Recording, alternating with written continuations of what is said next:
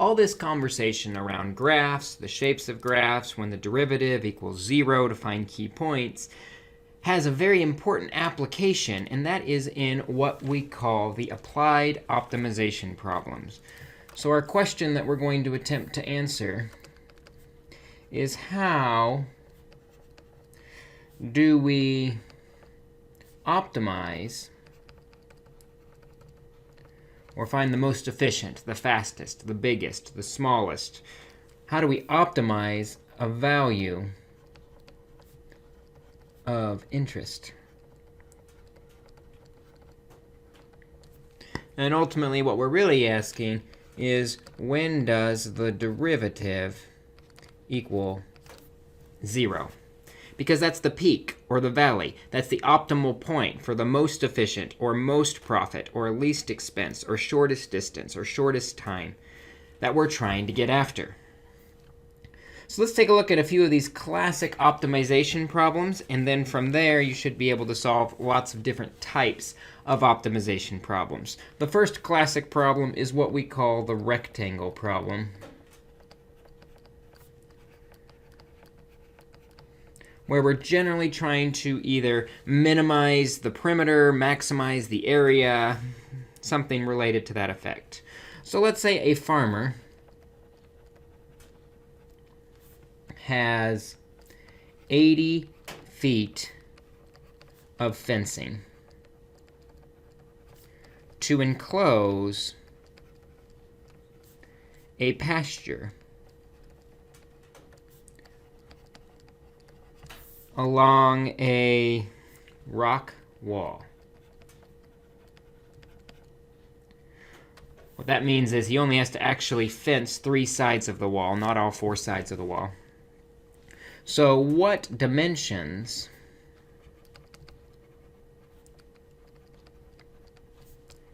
would maximize the area?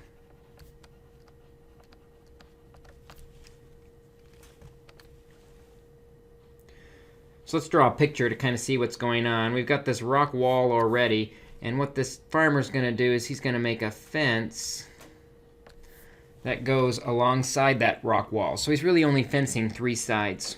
And we need to give variables to the sides as we calculate the area, because that's what we want to maximize.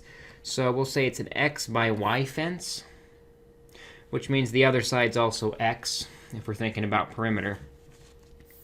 And we know that the area of any rectangle is equal to the length times the width, or in this case, x times the y. But that gives us 2 variables, so we need to constrain one of those variables so that we can reduce it down to 1 variable. And that's going to come from the limit we're given, is that we have 80 feet of fencing available to us. Well, if there's 80 feet available to us, that means the total distance, x plus y plus x, or 2x plus y, that total distance has to equal the 80 feet of fencing. Well, the easiest variable to solve for here would probably be y, so we'll subtract 2x, and we'll say that y is equal to 80 minus 2x, and we'll replace the y in our area formula to be 80 minus the 2x. To make life easier, we'll go ahead and distribute. So area is equal to 80x minus 2x squared. And we want to maximize this area. So if we think about maybe the graph of the area is going to increase to a certain point and then come down after that point. We're looking to find that maximum point, and we know at that point the slope of the derivative is equal to 0. So let's find the derivative of the area in terms of x. The derivative of the area is equal to 80 minus 4x. And we just need to make that equal to 0 to find the critical point where this fence area is optimized. Add the 4x to both sides, and 80 equals 4x. Divide both sides by 4, and x is equal to 20. Now that we know where that maximum occurs, we plug that in for x in the y equals equation. Y equals 80 minus 2 times 20, or 80 minus 40, which is 40. So for the farmer to maximize the area of his three-sided fence along the rock wall, he should do a 20-foot by 40-foot fence.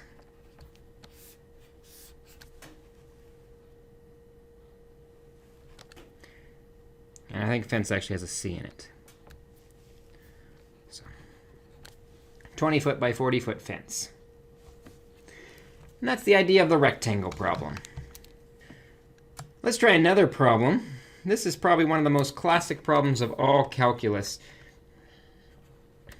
What I'm going to call the run and swim problem.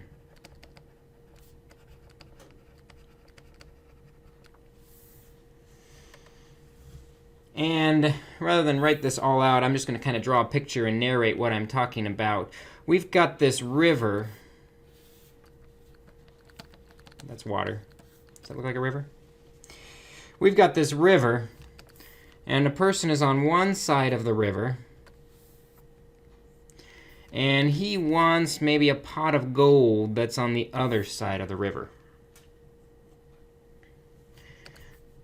It is going to be 9 miles down the river is where that pot of gold is, but the river is also 2 miles wide. What this person can do is he's going to run along the river a ways. Then he's going to jump in the water and swim diagonally across a ways.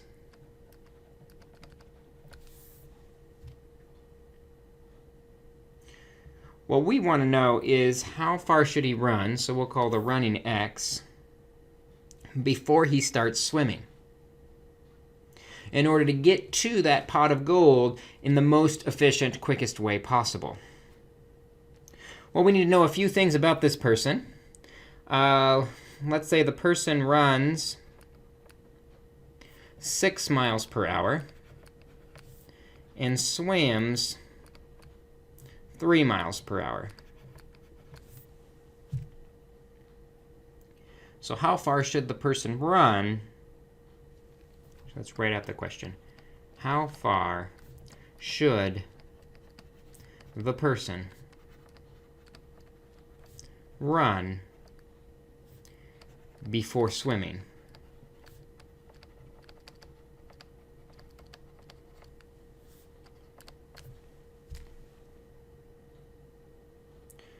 Well, let's see if we can get a little more information on this. The swim distance, let's call that swim distance y. So we've got it labeled. And then we're going to have this gap here on this right triangle. We already know the height of the triangle's 2, but that gap, if the total distance from the person to the pot of gold is 9, and he runs or she runs x, it's going to be 9 minus x is what's going to be left horizontally. Let's give ourselves a little bit more workspace. Well, we should remember that the formula for distance is equal to rate times time. And we're trying to minimize the time, so let's go ahead and solve this for time. And we'll say time is equal to the total distance divided by the rate.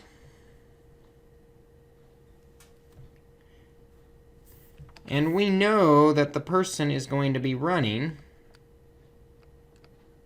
at a rate of 6 miles per hour. So the run time is going to be the distance, we don't know x, divided by the rate, or 6 miles per hour. While the swim time is going to be the distance divided by the rate. The swim time, the y, the diagonal, we don't know. Or the swim distance, the y, the diagonal, we don't know. But we do know the rate at which the person swims is 3 miles per hour. So the total time is equal to the sum of these things, x over 6 plus y over 3. The other thing we're going to use to our advantage is we have a right triangle formed on the edge of the river. Pythagorean theorem tells us that 9 minus x squared plus the height, which is 2 squared, is equal to the swim distance, which is y squared. Doing a little simplifying, squaring the 2 gives us 4, but we want to get rid of the y squared, so taking the square root of both sides, we'll have 9 minus x squared plus 4 under the square root is equal to y. So let's replace the y in our time equation with that information. Time is equal to x over 6 plus the square root of 9 minus x squared plus 4 over 3. This time is what we want to minimize. In other words, the graph here is going to come down to some point, and we need to find out what point has a slope of 0 on its tangent line. And the way we do that is we take the derivative and set the derivative equal to 0. Square roots are a little bit more work to take the derivative of, so let's actually rewrite this with a 1/2 power. So we have x over 6 plus the 9 minus x squared plus 4 to the 1/2 power over 3, because that's going to be easier to take a derivative of.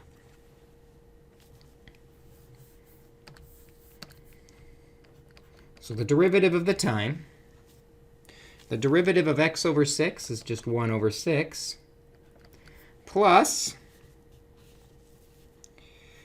let's make a big fraction, and we'll do this piece by piece.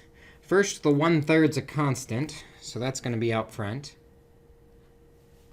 We can bring the exponent of 1/2 out front as we take the derivative, which means we've got a 2 in the denominator and a 1 in the numerator. Then we reduce the exponent by 1, which makes it to the negative 1/2 power. The negative 1/2 power, the negative exponent moves it down to the denominator.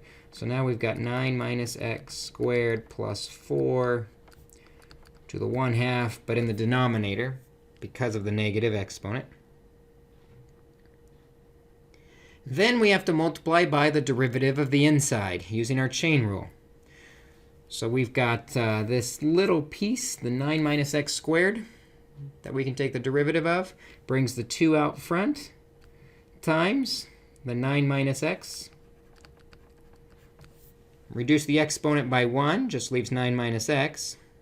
And then we have to multiply by the derivative of inside that. And the derivative of negative x is negative 1. Let's see if we can clean that up a little bit. What I notice is we've got 2's that divide out, which is nice.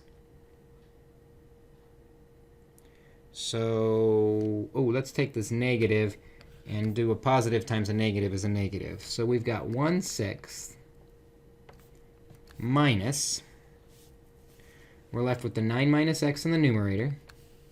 Let's do this in brown, actually. It's a better color. We've got 1/6 minus 9 minus x is left in the numerator, and that's it, so I don't really need the parentheses, over 3, and let's go ahead and take that 1/2 and make it back into a square root, times 9 minus x squared plus 4.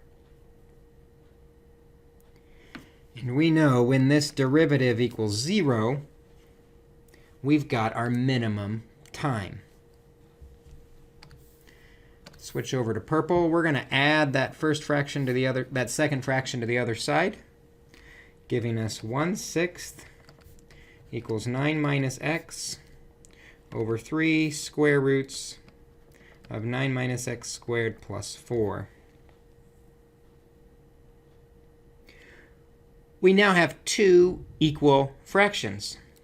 We can solve 2 equal fractions by multiplying the diagonals. 1 times 3 times the square root is 3 square roots of 9 minus x squared plus 4 equals 6 times 9 minus x. So I'll go back to blue here as we solve. Square root's going to be annoying, so let's square both sides. Actually, blue's a bad color. Let's do green to get a little more contrast. Square both sides. And we know when we square both sides, because it's all multiplying, we square the pieces. 3 squared is 9. Squaring the square root gets rid of it. So it's 9 times 9 minus x squared plus 4 equals 6 squared is 36 times 9 minus x squared.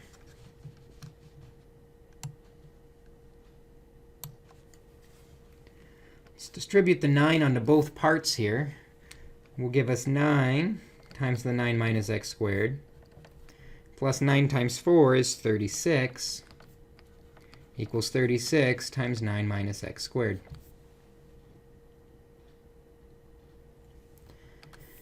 And if we keep the 9 minus x squareds as a group, we see we've got 36 of them on the right and 9 of them on the left. To make life easier, let's subtract 9 of these 9 minus x squareds from both sides. And that tells us that 36 equals 27 of these 9 minus x squareds. Divide both sides by 27. 36 over 27 reduces to 4/3 equals 9 minus x squared.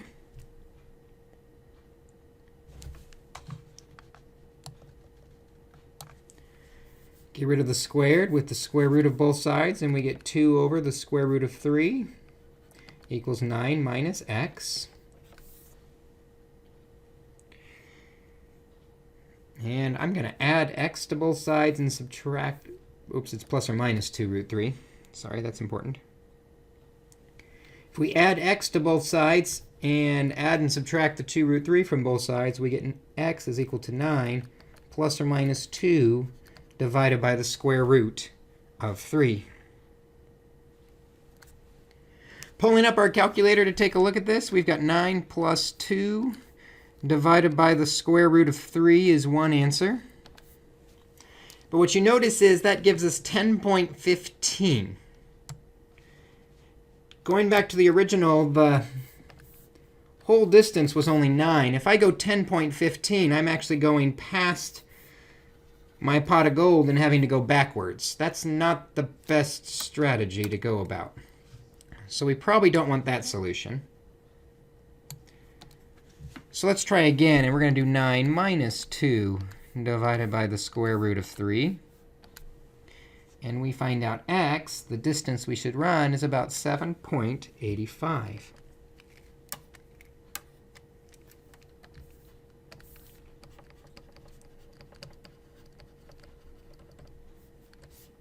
So this person's a really good runner.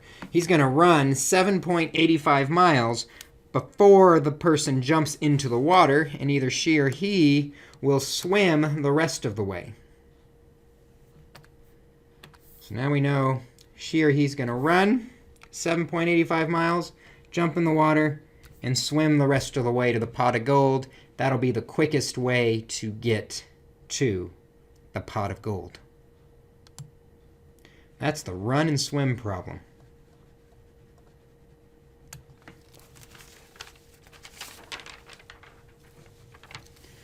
Another classic problem is what I like to call the hallway problem.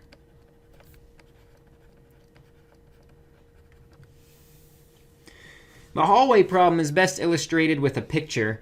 The idea is you've got a hallway that goes around a corner, but the width of the hallway is not the same on both sides. Maybe on one side the hallway is 10 feet long, and on the other side the hallway is 8 feet long. And the question becomes, how long of a piece of furniture, or maybe some long picture, can you get around that corner in this hallway as you move into the apartment around the corner? Let's go ahead and write that out. What is the longest piece of furniture to fit around the corner?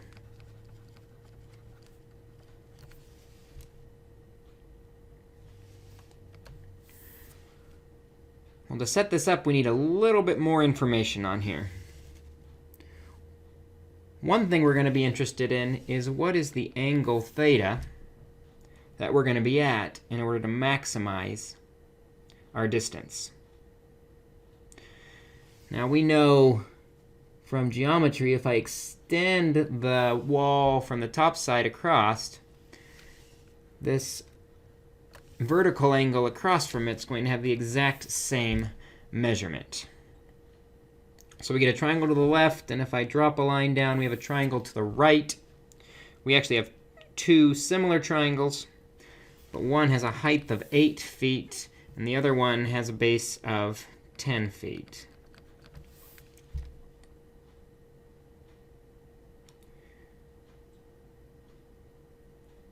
Also, we're interested in the pieces of this furniture length. So we're going to label the left side x and the top right side y. And we know that the total length of my furniture is equal to x plus y. But we don't like having two variables. So we have to try and use our relationships to reduce it down to one variable. And actually, that one variable is going to be neither x or y. It's going to be theta, the angle that connects them both. With the 10-foot triangle, from the theta, we have the adjacent side and the hypotenuse that we're working with. That means we're going to use the cosine over there. We know that the cosine of theta is 10 over x.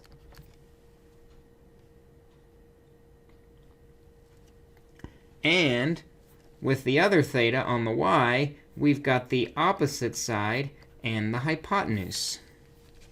That tells us that the sine of theta is equal to 8 over y.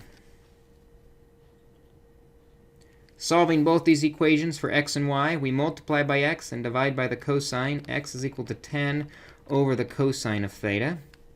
And y is equal to 8 over the sine of theta. But rather than dealing with the reciprocals of cosine and sine, let's just use the reciprocal trig functions. And we'll say that x is equal to 10 secant of theta. And y is equal to 8 cosecant of theta. Now we can replace x and y with these pieces. And we've been reduced down to one variable.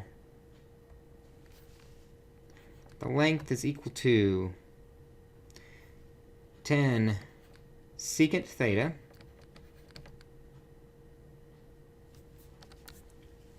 plus the y, which is 8 cosecant of theta. Now we've got our function. We're just looking for the spot that maximizes our distance, or our size of our furniture, where the slope is equal to 0. So we'll take the derivative. L prime is equal to, let's do this in a different color. Let's go to brown. L prime is equal to 10. The derivative of secant is secant tangent. Secant theta tangent theta. Plus 8. The derivative of cosecant is negative cosecant cotangent. So instead of plus 8, let's say minus 8 cosecant cotangent theta. And all we need to know is when this equation equals 0.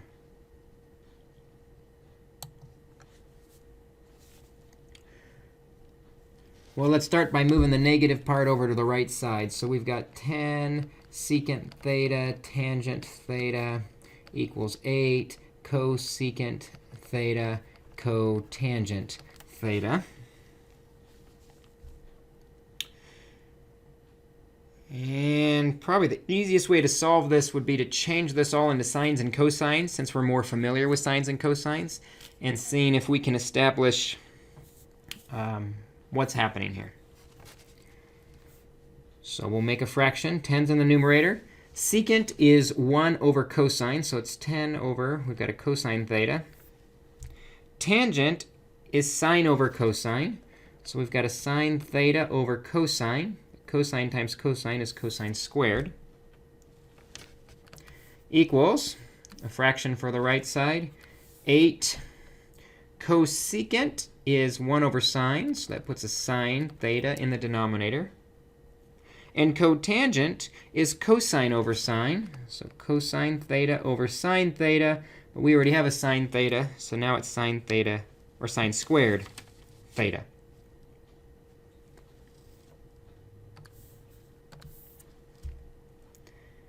Let's clear out the fractions by doing the cross multiply trick we've done before. So we've got 10 sine times sine squared is sine cubed theta equals 8 cosine cubed theta.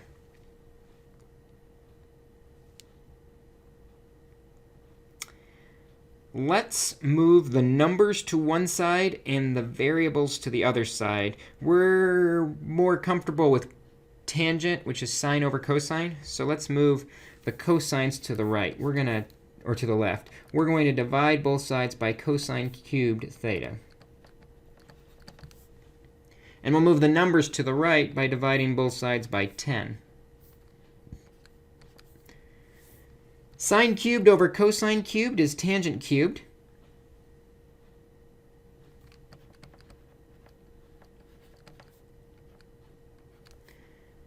The cosine cubes are gone. 8 over 10 reduces to 4/5. Get rid of the cube with the cube root of both sides. And then tangent of theta, our angle, is the cubed root of 4/5. So theta is equal to the tangent inverse of the cubed root of 4/5. Or to make it easier on our, well, yeah, let's just type that in our calculator. Let's find out what theta, our angle, is equal to. We want to do the tangent inverse of the cubed root, which is conveniently under math. Option number 4 is a cubed root of 4/5. And the tangent inverse of the cubed root of 4/5 is 0.7482. 0.7482.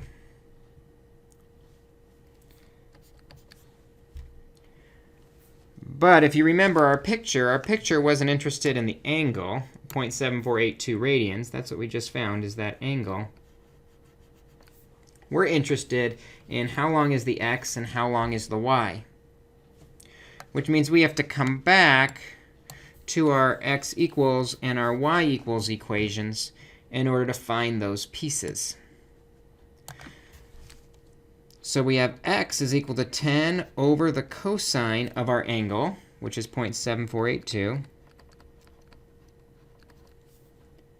And y is equal to 8 over the sine of our angle, which is 0.7482. Fortunately, our calculator can do that for us quite nicely. So we've got 10 divided by the cosine of 0.7482. And so that x distance is going to be 13.64.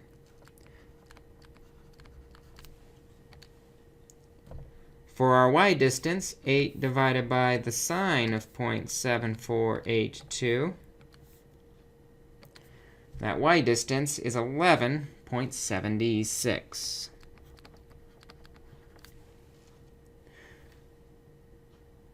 So for our final answer, the total length of my furniture that can fit around the corner, the 13.64 plus 11.76 is going to be 25.4 feet. I can fit anything that's 25.4 feet long around this corner. If it's any longer, it won't fit. I can't take it into my new apartment. And that's how we solve the hallway problem.